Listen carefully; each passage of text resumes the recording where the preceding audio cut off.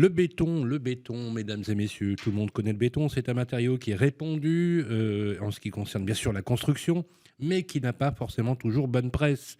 Mythe ou réalité, comment ce matériau tente-t-il de s'adapter aux contraintes écologiques? Vous allez voir, c'est plutôt pas mal. Existe-t-il de réelles solutions pour le décarboner? Peut-on décarboner le béton? Le point tout de suite avec un spécialiste et un expert de la question, Stéphane Delomeau. Bonjour Stéphane. Bonjour Sylvain. Directeur commercial et marketing des Ciments Calcia, merci d'avoir accepté notre invitation. On va essayer de tenter ensemble, si vous voulez bien Stéphane, de comprendre la problématique. Quelles sont concrètement les raisons pour lesquelles le béton est considéré comme le mauvais élève, presque comme un fantasme ou comme une idée reçue dans le panel des matériaux de construction, et pourtant historiquement à sa naissance, c'était une bénédiction pour le secteur de la construction? Alors, je ne sais pas si le béton est reconnu comme le matériau le plus concerné. Bon, je pense que les réglementations, surtout, elles ont récemment changé. Donc, elles ont récemment changé avec l'apparition d'un nouveau texte, qui est la RE 2020. Et la RE 2020 met en évidence, du coup, un certain nombre de points majeurs. Et surtout, elle renforce et elle met en accent la sobriété des bâtiments. Donc ça, c'est une vraie nouveauté. Donc ça fait... Et ça parle de tous les matériaux, quels qu'ils soient, et non pas que le béton. C'est la prise en compte de l'empreinte environnementale d'un bâtiment construit. Donc là, c'est bâtiment, chauffage, mode de vie, sa conception. Et en même temps, c'est une meilleure anticipation de l'inconfort d'été. Alors le béton est visible, puisque c'est la première chose que l'on voit. On ne voit pas instantanément les autres matériaux, on ne voit pas la moquette, on ne voit pas les menuiseries. Donc on voit cet ensemble qui est l'ensemble béton. Et de par sa taille, peut-être que ça lui donne une visibilité plus renforcée. Et on a l'impression qu'il est très concerné. Pourquoi cette image parfois bashing béton, qui est plus souvent tient du dogme que de la réalité, puisque vous nous expliquerez dans un deuxième temps que le béton, au contraire d'être un mauvais élève, a fait une progression sur la décarbonation qui est absolument impressionnante, qu'on ne connaît pas de l'extérieur. D'ailleurs, quand vous allez nous l'expliquer, c'est absolument phénoménal. Les travaux que vous avez employés, les formules que vous avez déployées depuis plus de 20 ans maintenant. Alors peut-être que ce qui nous reste, c'est toutes ces phases de reconstruction du territoire où le béton a eu tout son sens. Construction rapide, construction moins coûteuse, permettre de reloger la population dans des délais assez immédiats, assez rapides. Donc ça a peut-être mis en évidence ces ensembles, parfois... Il faut le reconnaître, des ensembles peut-être avec des empreintes architecturales à améliorer, donc pourquoi pas. C'est le moins qu'on puisse dire. L'urbanisme des années 70, on aurait dû enfermer tous les architectes de l'époque ou les urbanistes. Qu'est-ce que c'est moche! Oui, mais au moins c'est dit franchement. C'est hyper moche. Mais à côté de ça, le béton, de par sa rapidité d'exécution, sa proximité dans les territoires aussi, a permis de reloger très rapidement des populations qui... C'est vrai que c'était un autre contexte d'époque.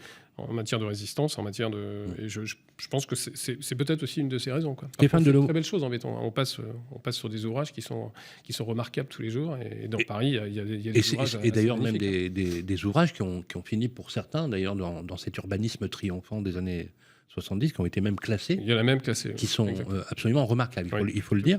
Mais alors, comment est-ce qu'on fait du béton green? Pardon, parce que moi, c'est... Alors, effectivement, l'utilisation du béton, que ce soit beau ou moche, je comprends, mais comment est-ce qu'on fait du béton? On peut peut-être l'expliquer aux gens qui nous écoutent. Et comment est-ce qu'on fait pour décarboner le béton dans sa fabrication?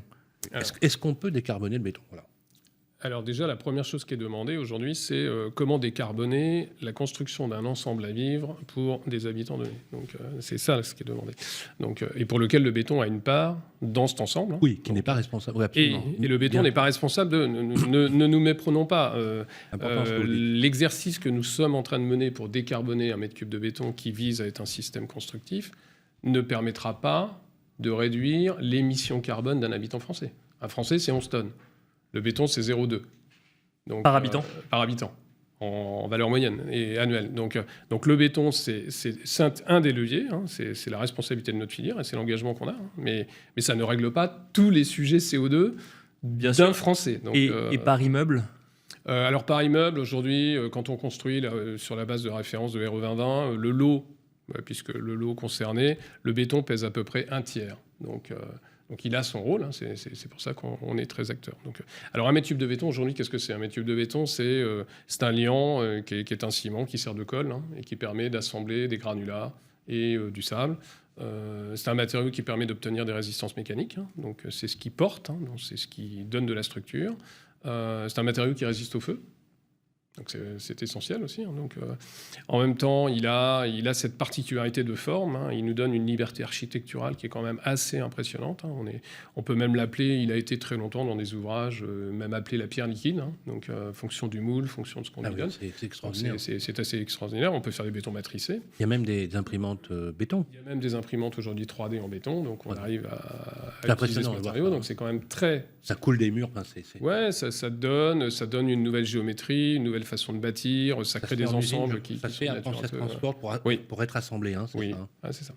Donc ça, c'est très important. Après, il permet aussi tout ce qui est réglementation sismique. Hein, donc le béton a un rôle majeur sur ces thèmes. Et puis, il règle aussi quand même, j'entendais, et on voit bien la météo d'aujourd'hui, en fait, il est quand même un des matériaux qui permet de traiter l'effet des îlots de chaleur, et en particulier dans les grandes agglomérations où quand il fait 35-40 degrés, et que vous vous promenez dans la ville, eh ben, vous êtes dans des espaces qui sont parfois un peu difficiles. Donc aujourd'hui, c'est quoi les grands leviers de l'amélioration de l'empreinte carbone d'un mètre cube de béton? Donc, c'est déjà, premier levier, c'est est-ce qu'on consomme le bon béton au bon endroit? Donc, est-ce qu'il faut utiliser les mêmes performances, les mêmes caractéristiques, les mêmes dosages, hein? Donc, puisque dans la mesure où le mètre cube de béton carboné a pour une partie l'empreinte carbone du ciment, donc essayons de mettre un peu moins de ciment, très concrètement, premier axe de travail, hein, donc, tout en préservant les autres caractéristiques attendues du béton, sa résistance, son aptitude sismique. Oui, c'est ça, c'est qu'on veut un béton avec moins de carbone, mais avec autant de facilité d'usage. Autant de facilité d'usage, autant d'attributs qui lui permettent de répondre à l'exigence de construction, aux normes, et puis en fait un confort à vivre, quoi, donc très concrètement. Donc ça, si on prend un exemple concret, il n'y a pas de tour à la Défense sans béton, quoi. Aujourd'hui, on voit des ensembles extérieurs, mais il y a du béton qui porte la tour, donc c'est absolument nécessaire. Et après, on travaille beaucoup sur le ciment. Hein. Donc le ciment, c'est comment décarboner une tonne de ciment, donc, avec des trajectoires très engageantes. Hein. La filière est très volontariste. Hein. Donc, et notre groupe bénéficie d'une expérience maintenant qui a une forte antériorité. Hein. Ça fait des années qu'on travaille sur le sujet. On a même une cimenterie dans notre groupe qui est carbonégative. Donc, on sait faire des ciments aujourd'hui carbonégatifs. Donc, et ça, c'est des technologies. Du coup, on pourrait utiliser que ça, ou quel est le frein à leur développement? Alors après, le frein à développement, c'est les investissements. Aujourd'hui, ce qu'on fait sur le territoire français, en tout cas pour notre groupe, hein, on investit à peu près 400 millions d'euros pour moderniser notre dispositif industriel. Est-ce que ça coûte plus cher de faire du ciment décarboné? Alors, faire du ciment décarboné, je dirais, la décarbonation dans son ensemble ne coûtera pas moins cher, mais coûtera forcément un peu plus cher. D'accord. Elle nécessite des nouvelles technologies, elle nécessite des investissements, elle va nécessiter aussi d'accroître l'innovation, la compétence. Hein. On est dans un métier, le métier du bâtiment, c'est un métier d'ingénieur, mais c'est aussi un métier d'habitude. Donc il faut qu'on puisse faire progresser l'intégralité de cette filière. Et nous, notre axe, c'est réduire l'empreinte carbone d'une tonne de ciment au départ de nos dispositifs, hein, alors internationaux et français, avec une cible qui est une cible engageante, puisque notre groupe s'est donné une trajectoire qui est celle de 400 kg de CO2 ramenés à une tonne de ciment produite, sans captage, hein, bien évidemment, hein, puisqu'après, il y a des possibilités de faire du captage de CO2 pour des réexploitations. Ce qui amènera un mètre cube de béton qui sera, dans son optimisation, à peu près à 100 kg, hein, donc 100 kg de CO2. Donc on passerait de 400 à 100, c'est ça le... Non, c'est pas ça du tout. Aujourd'hui, une tonne de ciment, c'est à peu près, quand on regarde sur le territoire français, si on prend un ciment de référence qui est un ciment pur, hein, très clinkerisé, c'est à peu près 765 kg de CO2. Donc, ce qui veut dire qu'on est parti dans une orientation stratégique, engageante. On va réduire notre empreinte carbone de entre 30 et 45%. D'accord. Ce qui est un effort considérable, et je ne connais pas aujourd'hui, hein, je ne connais pas de filière avec un objectif aussi engagé, aussi volontariste. On a d'ailleurs étudié une source hors source, c'est l'actualité Habitat du 15 mars 2021. 4,1% des logements collectifs sont construits en bois, contre plus de 82% en béton. C'est sûr que le virage green est un virage... on va dire particulier, puisqu'il s'accompagne, et vous l'avez rappelé d'ailleurs très justement, parce que trop souvent, on accuse le béton de tous les maux, si je puis dire, dans le projet de construction. Alors, en fait, le béton n'est qu'une partie du Le dispositif. béton n'est qu'une partie, et il ne réglera pas, malgré les efforts que nous allons atteindre, c'est pas lui qui va régler les 11 tonnes de CO2 émises par habitant. Le béton, Stéphane Delomeau, est-il irremplaçable? Il est irremplaçable par nature. Alors, moi, Même s'il fait sa mue, il fait sa transformation. Moi, je pense que le béton, il a une opportunité, une faculté qui est assez remarquable. Hein. Bon, déjà, il peut être bicomposant. Hein. Demain, de toute façon, on est déjà capable de faire des solutions constructives qui sont des mélanges de béton-bois, hein, par exemple. Hein. Donc, il faut accepter la mixité des matériaux. Donc, je pense que ça, c'est absolument essentiel. Hein. Toute cette transformation, elle est aussi un très bon levier d'innovation pour notre industrie. Hein. On travaille beaucoup avec nos clients, on travaille beaucoup avec de nombreux partenaires et voire même parfois des architectes, hein, sur comment construit-on demain. L'habitat sera construit différemment. Hein, donc, et puis, il y a une dimension qui est pas évoquée, mais qui, à mon avis, est importante. Hein. Toute cette dynamique environnementale, elle va aussi sur l'économie de la ressource. Et comment, demain, on construit des villes qui sont... sans épuiser la ressource. Sans épuiser la ressource. Et ça, pour ça, le béton est un atout significatif, puisqu'il est recyclable. On peut déconstruire un ensemble en béton. On peut réutiliser les granulats issus de cette déconstruction pour refaire de nouveaux bétons. Et peu de matériaux sont capables de faire ça. Et c'est pour ça qu'il faut...